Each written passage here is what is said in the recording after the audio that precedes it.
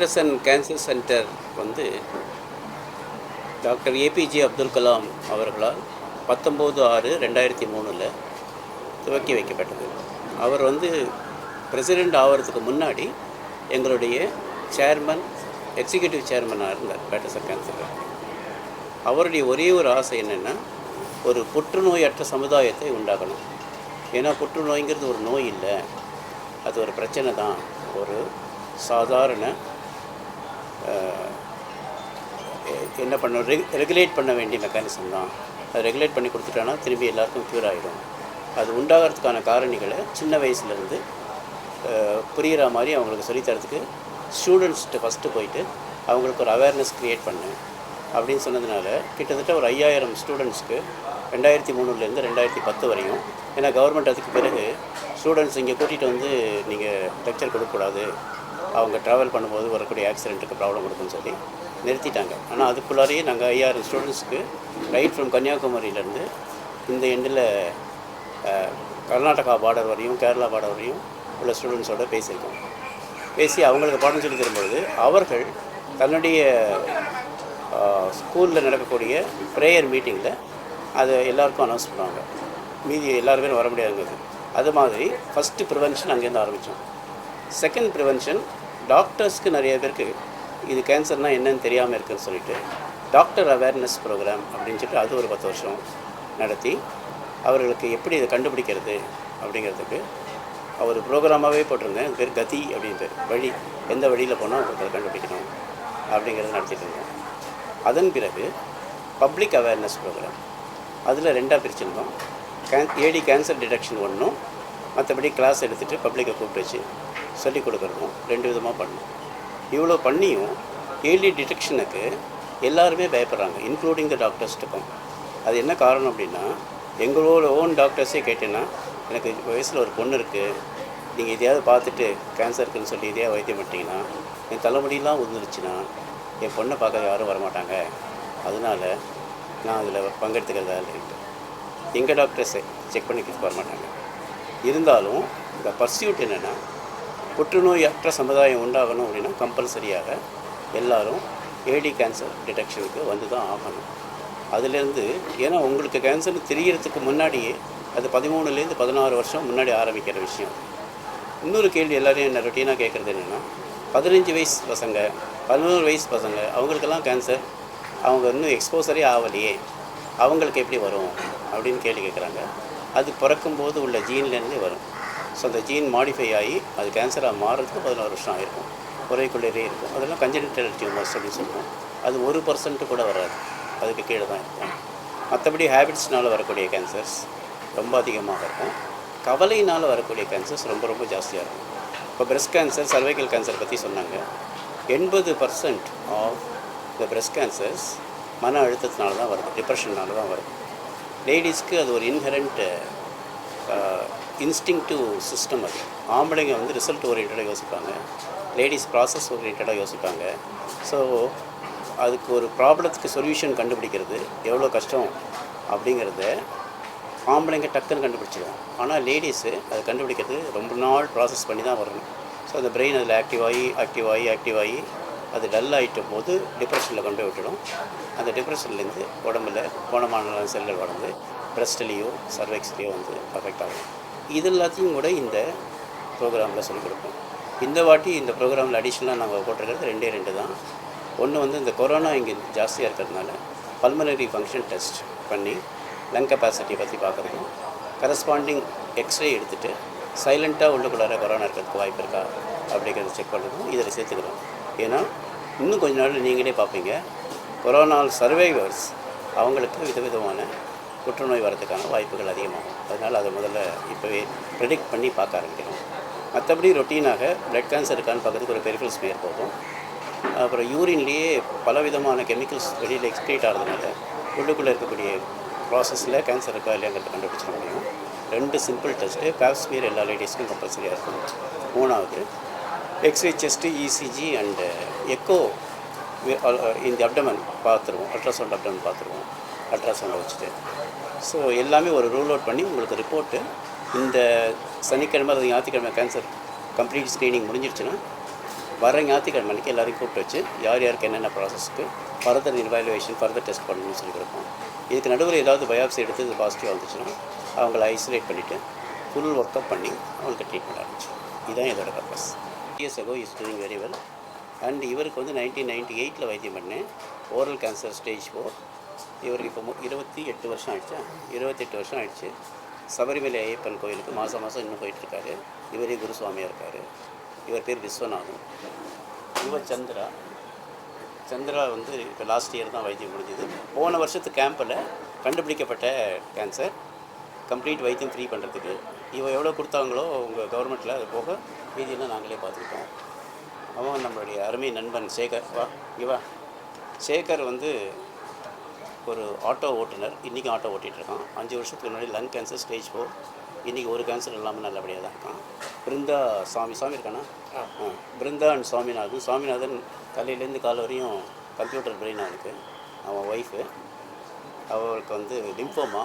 அது டாக்டர் குமாரவேலோட கிளினிக்லேருந்து தான் வந்தாங்க. அவங்க 10 வருஷம் ஆகிடுச்சு, 12 வருஷம் ஆகிடுச்சு. She's normal. ஸோ இது குணப்படுத்தக்கூடிய வியாதிங்கிறது நீங்கள் எல்லாருக்கும் காட்டணுங்கிறது தான். தனித்தனியாகவும் நீங்கள் இவங்களெல்லாம் இண்டிவிஜுவலாக எடுத்துக்கிட்டிங்கன்னா ரொம்ப சந்தோஷம். ஏன்னா அவங்க அனுபவம் உங்களுக்கு ரொம்ப முக்கியம். பேட்டர்சன் கேன்சர் சென்டரின் 23ஆம் ஆண்டு விழாவில் பங்கேற்பதில் மிக மகிழ்ச்சி அடைகின்றேன். என்னோடு இந்த நிகழ்வில் சிறப்பு விருந்தினராக பங்கேற்றிருக்கின்ற மதிப்புக்குரிய திரு என் அருணாச்சலம் அவர்களையும், எனக்கு முன்னால் மிக சிறப்பாக எங்களுடைய திராவிட மாடல் ஆட்சியில் மாண்புமிகு முதலமைச்சர் அவர்கள் எடுத்திருக்கின்ற அந்த நடவடிக்கைகளை பாராட்டி பேசியிருக்கின்ற மதிப்புக்குரிய திரு டாக்டர் சவுந்தரராஜன் அவர்களே, மதுரைக்குரிய நீண்ட நாளை நண்பர், கிட்டத்தட்ட ஒரு 30 வருட கால நண்பர் திரு டாக்டர் எஸ் குமாரவேல் அவர்களே, திரு டாக்டர் எஸ் கிருஷ்ணன் அவர்களே, திரு டாக்டர் ஆதர்ஷ் ராகவன் அவர்களே, மதுரைக்குரிய எல்ரட் குமார், இன்னைக்கு தான் பார்க்குறவங்க, அவர் பேரை தான் கேள்விப்பட்டிருக்கேன் அவர்களே, எனக்கு முன்னால் வரவேற்பு நிகழ்ச்சிய மதுரைக்குரிய டாக்டர் உஷா விஜயராகவன் அவர்களே, இறுதியாக நன்றியுரை காத்திருக்கின்ற மதுரைக்குரிய பிடி கோவிந்தராஜன் அவர்களே, இந்த நிகழ்வில் கலந்து கொண்டிருக்கின்ற எங்களுடைய மாநகராட்சியின் ஜோனல் ஹெல்த் ஆஃபீஸர் அவர்களே மற்றும் ஊடகத்துறை சேர்ந்த நண்பர்களே, உங்கள் அனைவருக்கும் என்னுடைய வணக்கம்.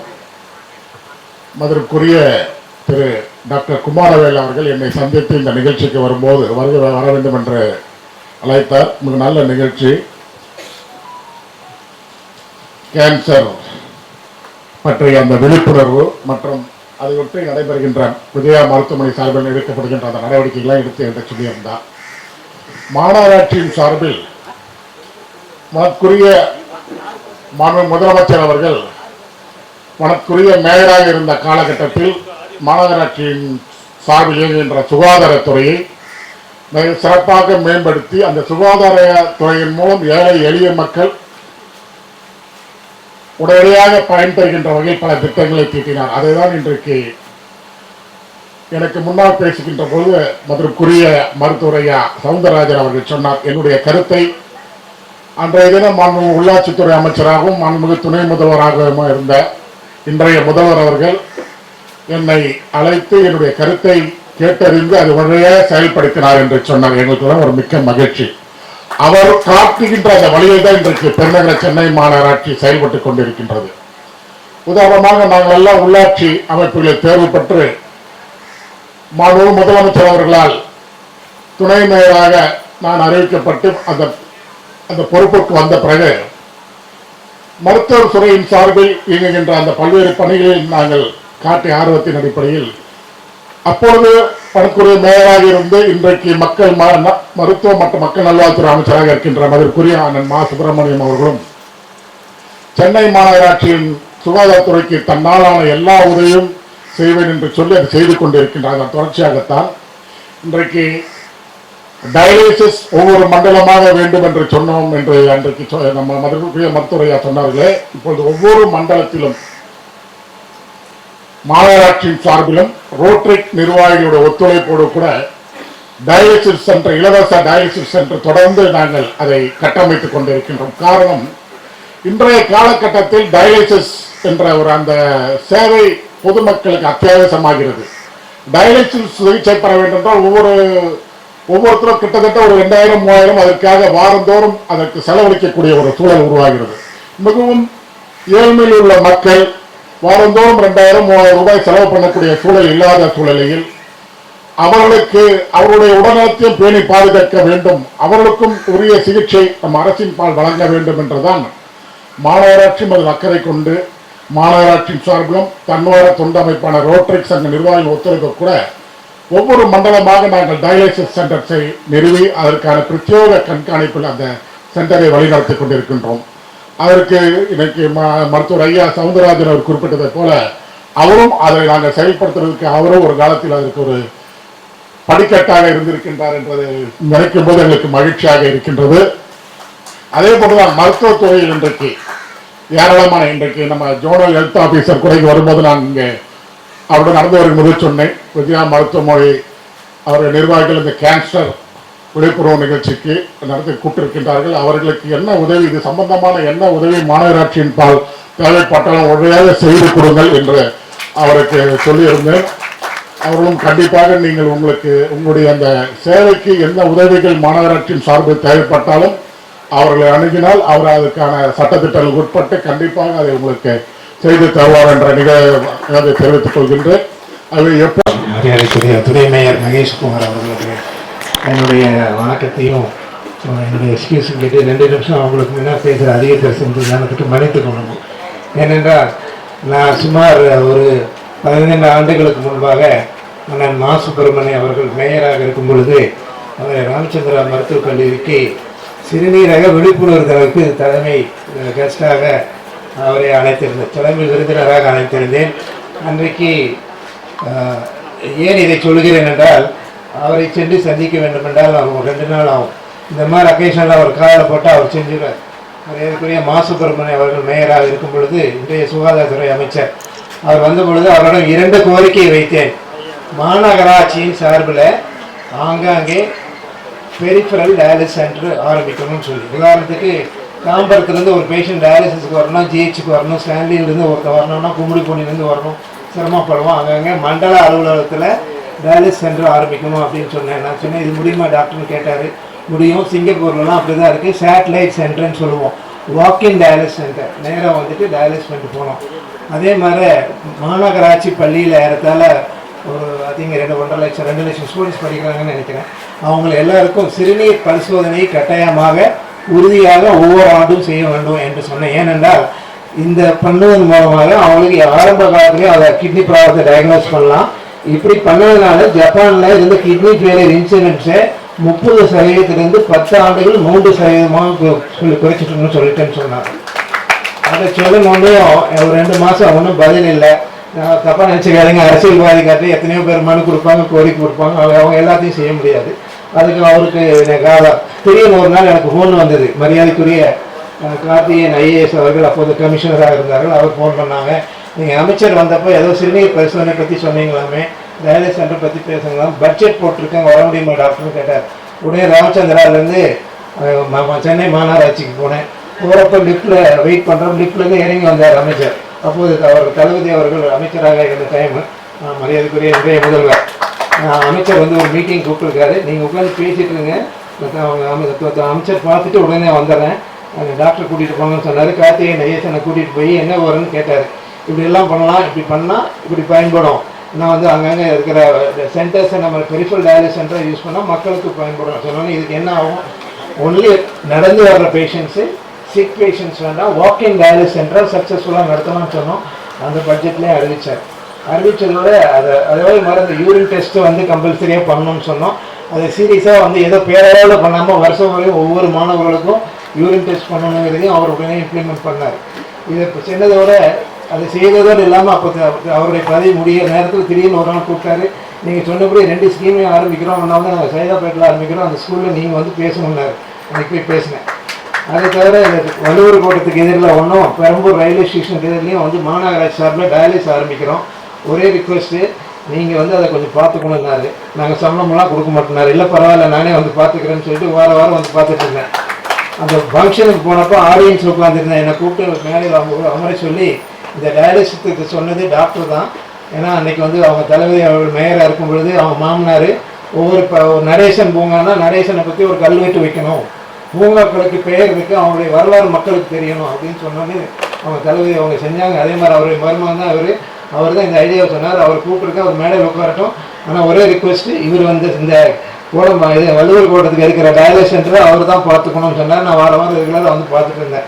அதனால் இந்த மாதிரி நல்லா இந்த ஒரு அக்கேஷனை மரியாதைக்குரிய துணை மேயர் அவர்கள் வந்திருக்கிறதுனால கேன்சர் ஸ்கிரீனிங்கும் இவர்கள் போன்ற ஒரு வந்து மாநகராட்சி ஆரம்ப நிலையில் வந்து எடுத்துகிட்டு போய் இவங்கெல்லாம் செய்கிறதுக்கு பயன்படுத்துங்கன்னா என்னுடைய வருகை என்னுடைய நோக்கம் வெற்றி பெறும். உங்கள் அன்புக்கு நான் நன்றியுடன் கூட விரிவடைகிறேன். நன்றி, வணக்கம். ஒரு குணப்படுத்தக்கூடிய ஒரு ஒரு அதாவது டிசார்டர், அது ஒரு இது கிடையாது, வியாதி கிடையாது, அது ஒரு ஆமாம் பிரச்சனை எப்படி நம்ம சால்வ் பண்றோமோ அது மாதிரி சால்வ் பண்ணிக்கலாம்.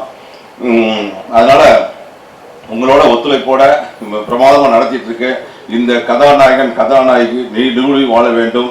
இது வந்து இப்போ 23வது வருஷம், அடுத்தது 25வது வருஷம் வரப்போகுது, வெள்ளி விழா. அதுக்கும் நாங்கெல்லாம் வந்துடுறோம். நீங்கள் வந்து ஜஸ்ட் ஒரு ஃபோன் கால் சொன்னால் போகிறோம். இந்த நேரில் எல்லாம் வந்து வீட்டில் பழுத்த மாம்பழத்தோடு வந்துட்டாங்க. அதெல்லாம் கோயில கிடைக்குமா மாம்பழம்? வீட்டில் மரத்தை காய்ச்ச மாம்பழத்தோடு வந்துட்டாங்க. அதனால எங்களுக்கு வந்து ரொம்ப சந்தோஷம். அதாவது